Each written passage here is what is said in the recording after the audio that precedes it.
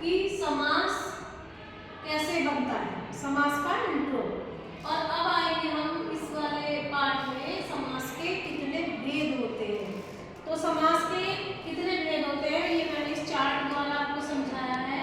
पहला है तत्पुरुष समास, दूसरा है अव्ययी भाव समास, तीसरा है द्वंद्व समास, चौथा है द्विगु समास, और पांचवा है बहुव्रीहि समास, और छठा है परसभाव्य समास। तो इन सारे समास की अपनी अलग अलग पहचान है। आपके पेपर में आने वाले हैं ऑप्शनल क्वेश्चन और उसमें पूछा जाएगा उदाहरण देकर कि बताइए इसमें कौन सा समास है। तो जब तक आपको इनकी अलग अलग पहचान नहीं हो जाती तब तक आप नहीं बता पाएंगे कि इस वाले शब्द में कौन सा समास है। तो सबसे पहले हम लेते हैं तत्पुरुष समास।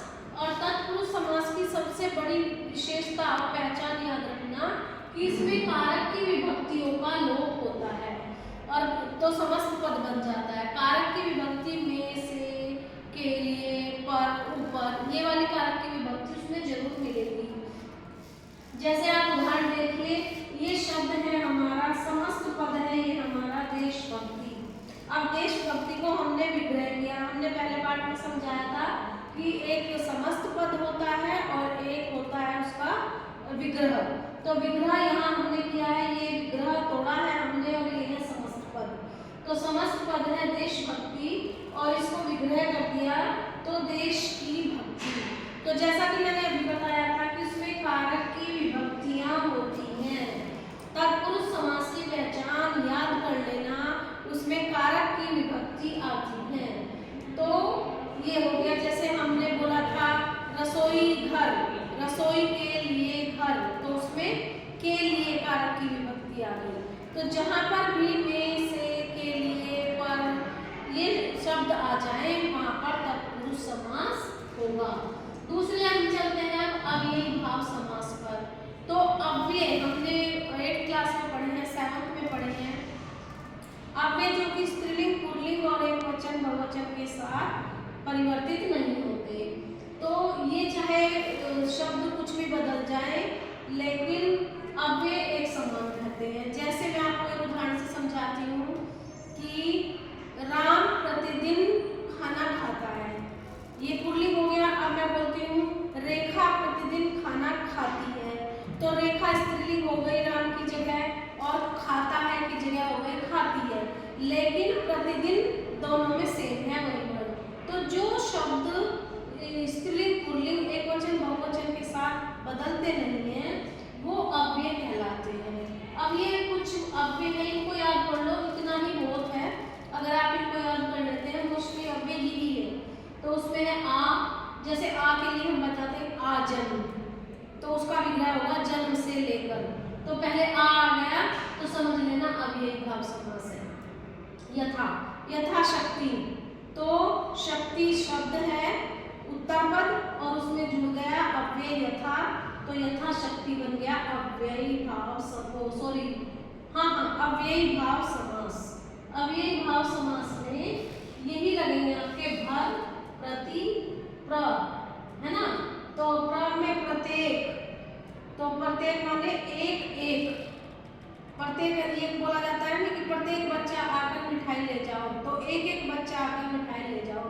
तो प्रत्येक बच्ची मिठाई ले जाओ, प्रत्येक बच्चा मिठाई ले जाओ, सारे बच्चों के लिए बोलेंगे कि प्रत्येक बच्चे मिठाई ले जाओ। तो बच्चे, बच्चा, बच्चियां परिवर्तित हो रहा है लेकिन प्र वही का वही है प्रत्येक, तो इसलिए ये अव्यय है। और शब्द के आगे अगर प्र लगा है तो अव्ययी भाव समास है। अच्छा, अब चलते हैं हम द्वंद्व समास की ओर। इसकी पहचान आप ऐसे भी कर सकते हैं, इसमें ये द और ब दोनों होते हैं और इसमें दूसरी पहचान होती है कि योजक चिन्ह लगा रहता है बीच में, याद रखना इस चिन्ह को। तीसरी इसकी पहचान ये होती है कि इसमें दोनों पद बराबर होते हैं, दिन और रात, सुख और दुख, तो दोनों पद बराबर होते हैं, वो कहलाता है हमारा द्वंद्व समास। ये भी पहचान कर सकते हैं कि दोनों सेम वर्ण है, तो ये सेम ही आगे उनके एक जैसे ही उनके शब्द होंगे, तो इसलिए ये द्वंद्व समास। आपका नेक्स्ट है द्विगु समास। द्विगु में आप उ की मात्रा से याद कर लेना कि इसमें संख्याएं होंगी, सारी संख्या होती हैं, जैसे चौराहा, चार राहों का समूह, तिराहा, त्रिशूल।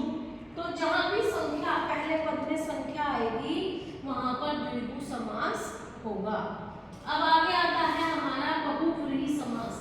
बहुव्रीहि समास की सबसे अलग पहचान है कि यहाँ तो दो के अर्थ निकले हैं सब में, इसमें कोई तीसरा अर्थ निकलता है। जैसे हमने कहा चक्रधर, चक्र को धारण करने वाला, चक्र को रखने वाला, तो कौन है? अर्थात विष्णु। तो अर्थात शब्द आएगा इसमें और तीसरा वर्ण निकल के आएगा विष्णु, तो वो होगा हमारा बहुव्रीहि समास। हम कहते हैं लंबोदर, लंबा है जिसका उदर, अर्थात गणेश जी। तो अर्थात करके तीसरा अर्थ जिसका निकले वो कहलाएगा आपका बहुव्रीहि समास। उसके बाद हम जाते हैं अपने अंतिम समास पर और वो है कर्मधारय समास। कर्मधारय समास में पहला पद विशेषण और दूसरा पद विशेष्य होता है।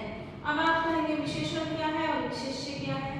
तो विशेषण किसी व्यक्ति, वस्तु या स्थान की विशेषता बताने वाले शब्द विशेषण कहलाते हैं। अब यहाँ समझिए आप, और जिसकी विशेषता बताई जा रही है वो विशेष्य कहलाता है। तो अब आप यहाँ पर आइए, ये जो कंठ है, कंठ, इसकी विशेषता बताई जा रही है। कंठ माने गला, तो इसकी विशेषता बताई जा रही है कि ये कंठ कैसा है, ये नीला है। तो जब दूसरे पद की विशेषता बताई जाए वहां कर्मधारय समास होगा। दूसरा, ये हमारा विशेष्य है और ये हमारा विशेषण है। तो इसमें पहला पद विशेषण और दूसरा पद विशेष्य होता है। जब किसी चीज की विशेषता बताई जाए वहां पर कर्मधारय समास होगा। अच्छा, इसमें एक बात और है कि बहुव्रीहि समास और कर्मधारय समास में बहुत थोड़ा सा अंतर होता है, नहीं तो दोनों एक जैसे होते हैं। अब मैं अगर यहाँ पे बोलूं नीलकंठ, नीला है कंठ जिसका, अर्थात शिव, तो ये बहुव्रीहि समास बन जाएगा। और तीसरा अर्थ ना लगाए हम इसका, अर्थात शिव, नीला है जिसका कंठ, अर्थात शिव, तो ये अगर हमने लगा दिया तो ये बन जाएगा बहुव्रीहि समास। और इसमें से हमने तीसरा अर्थ हटा दिया, ये बस इतना छोड़ दिया, नीला है जिसका कंठ, तो ये कर्मधारय समास बन जाएगा। इन दोनों में अंतर भी पूछ लिया जाता है पेपर में। तो जिसका तीसरा अर्थ निकले वो बहुव्रीहि समास और जिसका तीसरा अर्थ ना निकले, पहला पद विशेषण है, तो वो होगा हमारा कर्मधारय समास। तो इस प्रकार हम समास के सारे समास को समझा चुके हैं। अब आप इनकी कुछ छोटी छोटी पहचान होती है बच्चों, ऐसे तो याद नहीं किया जाता, हम भूल जाएंगे, अरे उसका क्या था उसका, तो हम ऐसे याद कर ले रहे तत्पुरुष समास, कारक की विभक्ति, अव्ययीभाव समास, अव्यय यथापद, द्वंद्व समास दोनों पद बराबर, द्विगु समास संख्या, बहुव्रीहि तीसरा अर्थ, कर्मधारय पहला पद विशेषण। तो इस तरह से हम एक अपने मन में चिन्ह सी बना लेते हैं, तो उस समय पर हमें जब हम परीक्षा में बैठे हैं तुरंत हमें याद आ जाएगा कि अरे द्विगु का तो संख्यावाचक था, कर्मधारय, हाँ उसमें ये था कि तीसरा अर्थ ना हो बस विशेषण हो तो कर्मधारय समास। तो इस तरह से इनकी एक ट्रिक सी अपने मन में बना लोगे तो आपको बहुत अच्छे से याद रहेगा। ओके बेटा, धन्यवाद।